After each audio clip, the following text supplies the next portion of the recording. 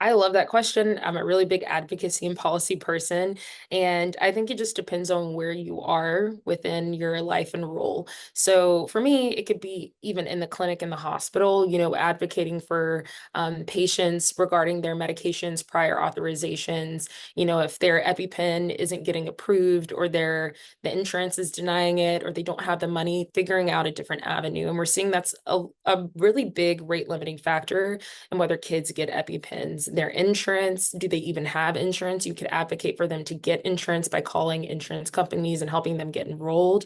The pharmacy and insurance, these are all great people, but sometimes we just need to like meet and figure out next steps. And so as a pediatrician, I could call the insurance company, I could call the pharmacist, and also figure out a way to do that. So that would be my way of advocating. That being said, there's wider scale things of doing that too, right? You could get involved in a medical organization if you're a healthcare professional. Some of the ones that I'm involved in are the American Academy of Pediatrics and the National Medical Association.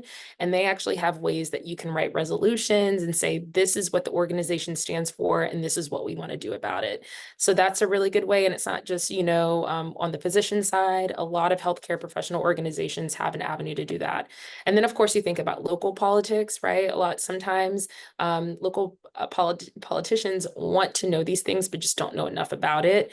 And so even showing up to the Capitol, writing a letter to your senator, representative, whoever is within your local space, talking to them and informing and educating them and talking about why this should be a policy. And then, of course, there's nationwide things going on too. But a lot of the things that we can do are within our community and within those interpersonal conversations between us, people we care for, our team, really are the team that we work with too, hospital leadership, and then, even the Walgreens down the street that has the pharmacy, talking to them too, saying, what are maybe, for instance, discount cards we could give people so that, an EpiPen is more affordable, that kind of thing.